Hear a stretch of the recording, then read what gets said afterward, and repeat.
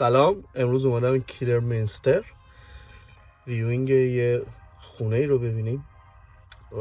خونه رو 120,000 تا گذاشتن و بریم ببینیم چطوریه. مارکت ولیوشو که چک کردیم تقریبا 6% آندر مارکت ولیوه. بریم ببینیم خونه وضعیتش چطوریه، چقدر میشه با چونه زد. با من همراه باشید.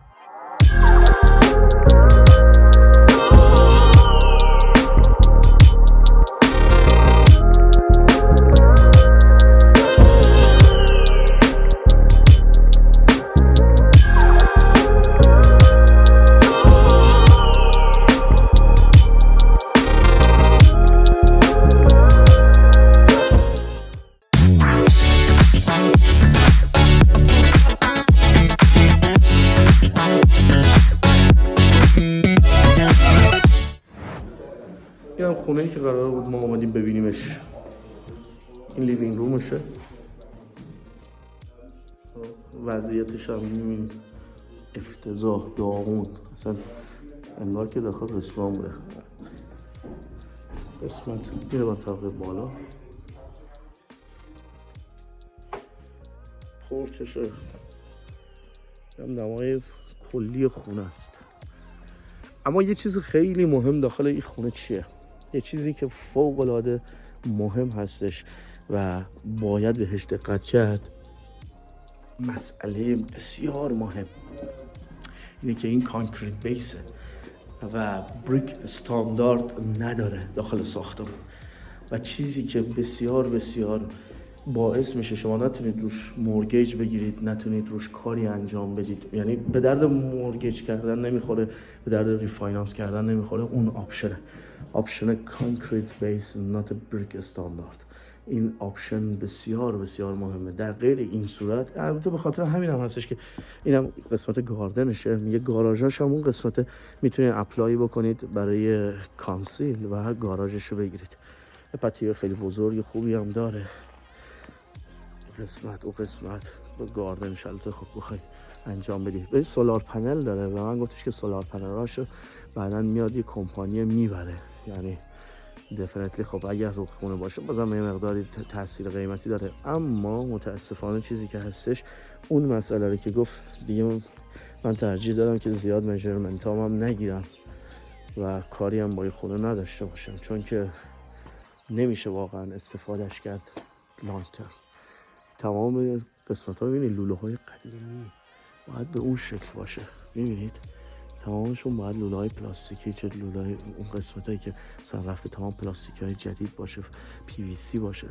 متاسفانه میبینید تمامشون از این آهنی های قدیمی. همه اینا کاسته برای یک خونه. خب روبروی میبینید این بغلسیه مثلا نیومده پورچ بزنه، خب معلوم ببخشید اکستنشن بزنه. اکستنشن هم میدونید که پلنینگ پرمیشن لازم داره. اومده کانسرواتوری زده و کانسرواتوریش هم 3 متر آورده جلو، تقریبا 3 متر هم بغل گرفته، 9 متر کانسرواتوری زده. اینجا احتمال زیاد آشپزخونه رو اکستند کرده و برده جلو. فعلا اینجا تا برم بالا رو براتون میگیرم. بچه اینم طبقه بالاشه. از اینجایی که اومدم بالا، خب این یه اتاق خوابشه که الان متراژ اینو بهتون میگم، یعنی کوچیکه، شاید داخل فیلم مثلا بزرگتر ببینیدش. بله اینم کاپر سیلندرشه، یعنی اینکه بویلر عملا نداره. این کاپر سیلندر مزخرف ترین چیزیه، چون که فشار آب متاسفانه توی طبقات بالا خیلی کم میکنه. باید حتما براش بوستر پامپ بذاری که خونم توی مشتی کاسته و اصلا همین این خودش کاستش نزدیک به 3-4 هزار پوند همین میشه که بخوای این عوضش بکنی. بافروم کوچیکی داره که کامپلتلی باید رنوویت بشه. بعضش خیلی خرابه. این هم یه بدروم دیگه شه. این بدروم هم فکر میکنم از اون کوچیک‌تر، احتمالاً 6 متری باشه. این یه بدروم دیگه شه، سومین بدرومشه و خدمتی که عرض کنم یه کلوزت کوچیک قدیمی هم اینجا داره.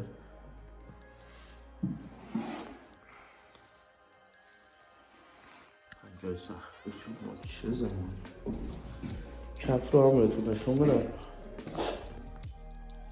این هم کفشه کامل.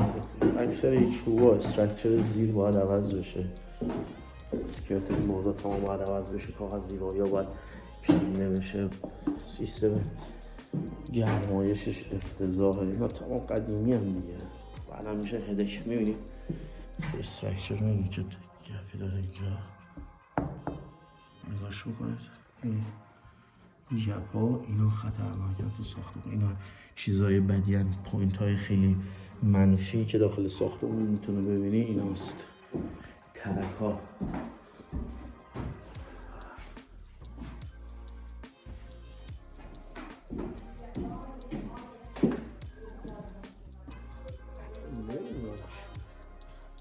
مثل که یه چیزی درست کرده اینجا. اصلا میتونست اینجا رو برداره قشنگ اینجا بزرگتر بشه. اونم میره داخل لافت. اون میبینید؟ اون میره داخل قسمت لافت. قسمت حالی. حالا من متراژ رو میگیرم، اینا رو یادداشت بکنم، بعد دوباره باهاتون صحبت میکنم. ویوینگ امروز رو دیدیم. چیزی که اینجا دیدیم امروز این خونه بوده، شماره 5. این هم ایریایی که هستش. ببین وقتی که میای برای ویوینگ حتما از ایجنسی سوالای تخصصی رو بپرسید. وضعیت خونه به چه شکلیه، این دور و برش چه جوریه، اینجا مثلا به چه شکلی هستن، همه اینا رو بپرسید که اینا خیلی مهمن، خیلی کمک میکنن به اینکه شما بتونید.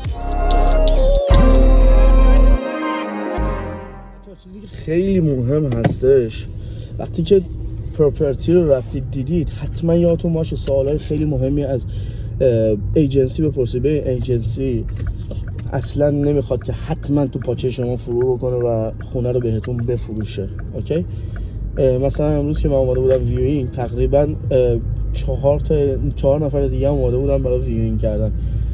اینجا اینجوری نیستش که سیستم که مثلا آقا حتما الان یه جوری بچپونیم به یارو و یارو بگیریم پول ازش و آره محله عالی فلان. نه، همه چیزو آنستلی بهت میگن که مشکلات خونه چیه، بهت میگن که ایریا در چه وضعیه. ببین مهمه که شما بدونید ایریایی هستش که مثلا پروفشنال تالنت میشینن اینجا، یا اینکه نه افراد کنسلی مثلا اینجا بیشتر میشینن، دانشجو بیشتر اینجا میشینه، یا نه مثلا اینجا بیزینس و اینا خیلی زیاد رفت و آمد میکنن، مثلا مهندسا هستن، پزشکا هستن، نزدیک بیمارستان مثلا پزشکا میان بیشتر داخل شهر میرن. خیلی مهمه که اینو حتما ازشون بپرسید. و اینکه وقتی من نشم میومدم یه پروژه ساختمونی دیدم اینجا که این رو هم ازشون پرسیدم. من الان یه لحظه به شما اینم نشون بدم ببینیدش. پروژه خیلی بزرگه اونجا، اگه بتونید ببینیدش. میبینید خیلی این پروژه بزرگه و اصلا به اندازه 1.5 مایل فقط این پروژه هستش. حالا چیزی که من از ایجنسی پرسیدم، گفتم که این پروژه برای چیه؟ چون که به هر حال اگر این پروژه مثلا یه مال باشه، دارن اینجا یه مال میسازن، خب خیلی تاثیر میذاره. اینجا باش کلا 2 دقیقه پیاده روی فاصله داره، خیلی تاثیر میذاره روی این خونه. مثلا اگر ورزشگاه باشه بازم تاثیر میذاره. اگر مثلا هر چیزی، مثلا کنار موتوروی دارن یه جاده اضافه میکنن، تاثیر میذاره. به خاطر همین این خیلی مهمه که بدونید دور و برش امکانات رفاهی چیا هستن، چجوری میشه اینجا دسترسی ها به سنترش، دسترسی به اسکول، دسترسی به دور و بر چجوریه. این خیلی مهمه برای کسایی که یه خونه رو میخوان بگیرن و برای اینوست کردن یا برای خریدن اصلا بخرن بشینن داخلش. شما امکانات رفاهی جلو دستت باشه دیگه. اگر امکانات رفاهی جلو دستت نباشه سخت میشه براتون موقع زندگی کردن و فلان اینا. بعد خدمتتون که عرض بکنم، آره به خاطر همین حتما دقت بکنید که تمامی موارد رو از ایجنسی بپرسید و ایجنسی هم بهتون میگه اگر الان اطلاع نداشته، مثل این پسر مارک من گفتم که من الان اطلاعی ندارم، برات همه رو دوشنبه ایمیل میکنم، چون امروز شنبه است من اومدم برای ویوینگ، دوشنبه برام میفرسته. بعد من میتونم راجع به اون مثلا بهش گفتم که قیمت خونه های اطرافی که فروختین رو برام بفرستید، قیمت مثلا اجاره های اینجا رافلی مثلا تقریبا چقدر اجاره ها هستن، چه نوع مستاجرایی میان اینجا میشینن، چه نوع افرادی این دور و بر زندگی میکنن، چون اینا همشون مهمه و منتظر میمونیم ببینیم ایمیلش چیه، برای اون چی میفرسته. امیدوارم خوشتون اومده باشه. ببخشید یه مقدارم سرما خوردم. هر اتفاقی که بیفته برای این خونه و همه ویوینگا رو میارم بهتون، شهرها رو بهتون نشون میدم، قسمت‌های مختلف انگلیس رو بهتون نشون میدم، بهتون میگم کدوم ایریاها چه قیمت‌هایی چجوریه و اگر میخواید که راجع به پروپرتی بیشتر بدونید توی انگلستان و بدونید که تو حال و هوا و فضا چطوریه، چجوری باید بخرید، چیکار باید بکنید، چجوری باید باشه، حتما منو فالو کنید. اگر هم کانال رو سابسکرایب نکردید لطفا سابسکرایب کنید، زنگوله رو هم بزنید که ویدیوهایی که توی هفته ها میگیرم اونا رو از دست ندید و هر سوالی چیزی هم که داشتید راجع به ساختمون یا قسمت‌های مختلفش لطفا کامنت بذارید، کامنت ها رو میخونم بهتون جواب میدم یا براتون یه ویدیو جداگانه میسازم. اگر دیدم سوال راجع به یه موضوعی بیشتر هستش سعی میکنم که حتما راجبش یه ویدیویی بسازم بهتون بگم و بهتون نشون بدم. با هم دیگه اینجاییم که دانش پروپرتیمونه تو این کشور بیشتر بکنیم، کلا سرمون نره و بتونیم اینوستای خوبی بکنیم و بتونیم مثل بقیه قومیت‌هایی که داخل این کشور هستن و دارن پولای خوبی از پروپرتی در میارن، ما هم بتونیم مثل اونا ثروتمند بشیم و صاحب ملکای خیلی خوب بشیم. ملک فقط خریدنش نیست. شما امروز یه پولی رو داری میری یه ملکی رو میخری، اما آیا واقعا اون خریدی که کردی خرید مغروم به صرفه‌ای بوده، خرید خوبی بوده؟ اینا رو میخوایم با هم دیگه نگاه بکنیم که اگر خواستید دوباره ملکی رو بخرید حتما با دید بازتر، حتما با اطلاعات بهتر اون ملک رو خریداری بکنید و در این زمینه هر کمکی که من از دستم بر بیاد اینجا هستم که به شما کمک کنم. دوستتون دارم. سلامت و ثروتمند باشید. خداحافظ.